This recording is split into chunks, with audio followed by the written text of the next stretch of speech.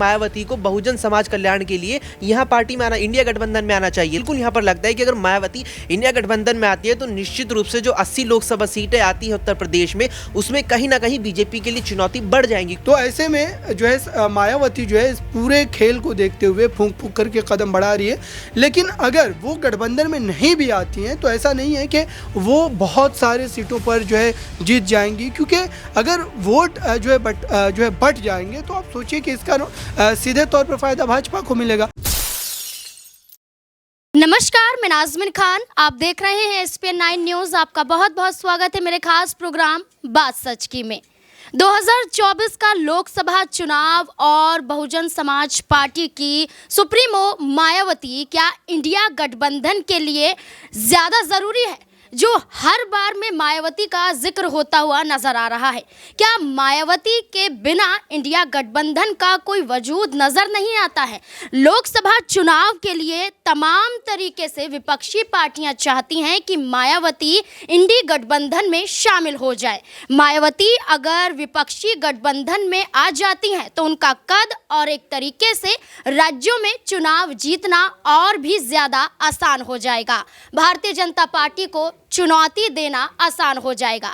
लेकिन मायावती ऐलान करती है कि अपने दम पर चुनाव लड़ेंगी, किसी के साथ गठबंधन नहीं करेंगी। लेकिन वहीं दूसरी तरफ उनके बयान एनडीए की तरफ होते हुए नजर आ रहे हैं। अब यह देखना होगा कि क्या वाकई जो मायावती बार बार कहती हैं कि किसी से गठबंधन नहीं करेंगी, वहीं विपक्षी पार्टियों की बात करें जो लगातार मायावती को साधने के लिए कभी कांग्रेस पार्टी आगे आती हुई नजर आती है तो कभी तमाम विपक्षी पार्टियां ये कहती हैं कि मायावती अगर इंडिया गठबंधन में आ जाएंगी तो उनका भी फायदा होता हुआ नजर आएगा। यहाँ पर तमाम सवाल बनते हैं, मायावती के इर्द गिर्द घूमते हुए नजर आते हैं। न्यूज़ रूम में मौजूद हैं और सबसे पहले यहाँ पर जानने की कोशिश करेंगे अक्षय से कि क्या कुछ यहाँ पर अब लोकसभा चुनाव को देखते हुए नजर आ रहा है।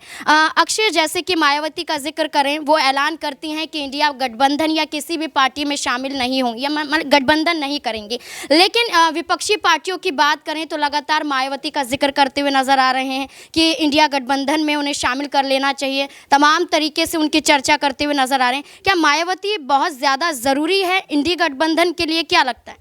देखिए, इस समय मायावती को लेकर अगर बात करें तो स्थिति यूपी में बहुत ही ज़्यादा उलझी हुई है। मायावती के बयान का आपने जिक्र किया। मायावती ने इसके अलावा एक और बयान ये दिया कि जो राजनीतिक दल इंडी गठबंधन में शामिल नहीं हो रहे हैं उन पर बयान ना दे। यह बयान हाल ही में मायावती ने दिया। इसके अलावा जयंत चौधरी ने हाल ही में एक जनसभा में ये बयान दिया था कि मायावती इंडिया गठबंधन में शामिल नहीं हो रही है। जयंत कह चुके हैं कि मायावती इंडिया गठबंधन में नहीं आ रही है। दूसरी ओर हाल ही में मंगलवार 19 दिसंबर को जो इंडी गठबंधन की बैठक हुई थी दिल्ली में, उस बैठक में अखिलेश यादव ने सीधा कांग्रेस से सवाल किया था कि आप साफ तौर पर यह हमें बता दीजिए कि आप अंदर खाने कहीं बसपा से बातचीत तो नहीं कर रहे। इस पर राहुल गांधी को यह कहना पड़ गया था कि नहीं, हमारी बसपा से कोई बातचीत नहीं है, हम केवल गठबंधन में आपके साथ है यूपी के अंदर। और इस पर अखिलेश यादव ने कह दिया था कि अगर आप बसपा के साथ अंदर खाने बातचीत कर रहे हैं तो हमें बता दीजिए, हम अपना देख लेंगे। इतना तय हुआ, राहुल गांधी ने सफाई दे दी। अब राहुल गांधी ने सफाई दे दी तो बाहर निकलती अजय राय कह देते हैं कि मायावती को बहुजन समाज कल्याण के लिए यहां पार्टी में आना, इंडिया गठबंधन में आना चाहिए। तो देखिए, स्थिति बिल्कुल भी साफ नहीं है।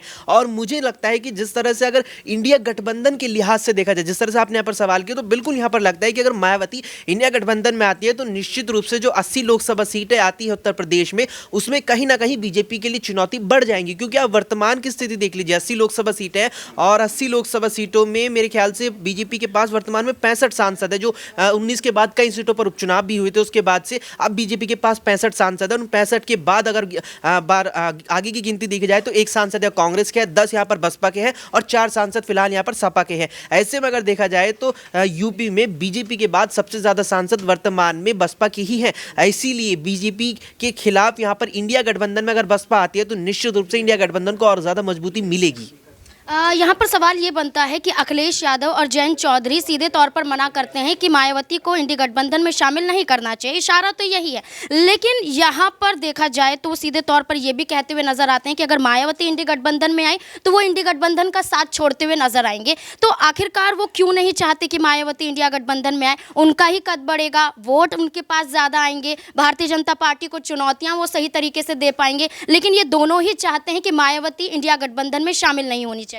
देखिए, अगर अब इंडिया गठबंधन में मायावती शामिल हो जाती है तो आप सीटों का बंटवारा कैसे करेंगे? अखिलेश यादव साफ तौर पर कह चुके हैं कि 80 लोकसभा सीटें हैं, 80 लोकसभा सीटों में 65 सीटों पर हम अपने प्रत्याशी उतारेंगे और 65 सीटों के बाद 15 सीटें हम इंडिया गठबंधन के बाकी राजनीतिक दलों को देंगे, जिसमें मुख्य रूप से रालोद और कांग्रेस आती है। अब रालोद का मतलब यह है कि अब इस तरह से अगर हम यहाँ पर गणित लगाया जाए तो रालोद में जयंत चौधरी कह चुके हैं कि वे 80 में से 12 सीटों पर अपने प्रत्याशी उतारेंगे। अब आप इस गणित को पूरा समझेंगे तो 65 सीटें अखिलेश मांग रहे हैं, 12 सीटें यहाँ जयंत मांग रहे हैं, तो क्या 3 सीटों पर बसपा और यहाँ पर कांग्रेस लड़ेगी? इसीलिए अगर अखिलेश यादव के सामने ये चीज आती है कि मायावती अगर इंडिया गठबंधन में शामिल हो जाती है तो अखिलेश यादव के सामने चुनौती होगी कि वे जो 65 सीटों पर अपने प्रत्याशी उतारने का विचार बना रहे हैं वो 65 की 45 ना हो जाए या 55 ना हो जाए। तो निश्चित रूप से अखिलेश के सामने सबसे बड़ी चुनौती यही है कि इंडिया गठबंधन में अगर बहुजन समाज पार्टी यहां पर आ जाती है, मायावती आ जाती है, तो अखिलेश को कम सीटों पर अपने प्रत्याशी उतारने पड़ेंगे। और उसकी बड़ी वजह यह भी है कि वर्तमान में भी और 2019 के महागठबंधन में भी जब चुनाव 80 सीटों पर लोकसभा का हुआ था तो उस वक्त इस तरह से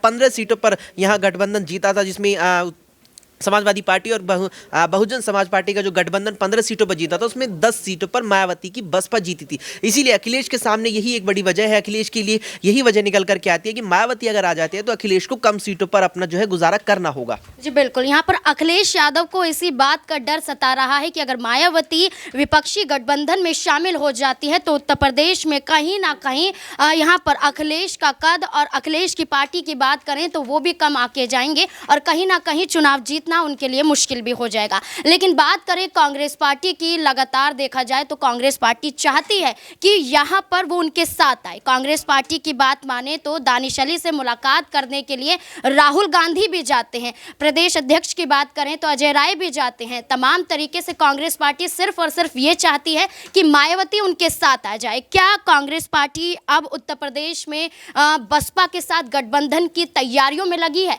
इसलिए मनाने की कोशिश करती हुई नजर आ रही है? अबरार मेरे साथ मौजूद है। अबरार, जैसे कि देखा जाए कि यहाँ पर अब लोकसभा चुनाव को देखते हुए कांग्रेस पार्टी की तरफ से मायावती को मनाने की कोशिश की जा रही है और मायावती कहते हैं कि गठबंधन नहीं करेंगे। क्या कांग्रेस पार्टी के लिए उत्तर प्रदेश में बसपा बहुत ज़्यादा ज़रूरी है ताकि वो केंद्र सरकार को, भारतीय जनता पार्टी को चुनौतियाँ देती हुई नजर आए?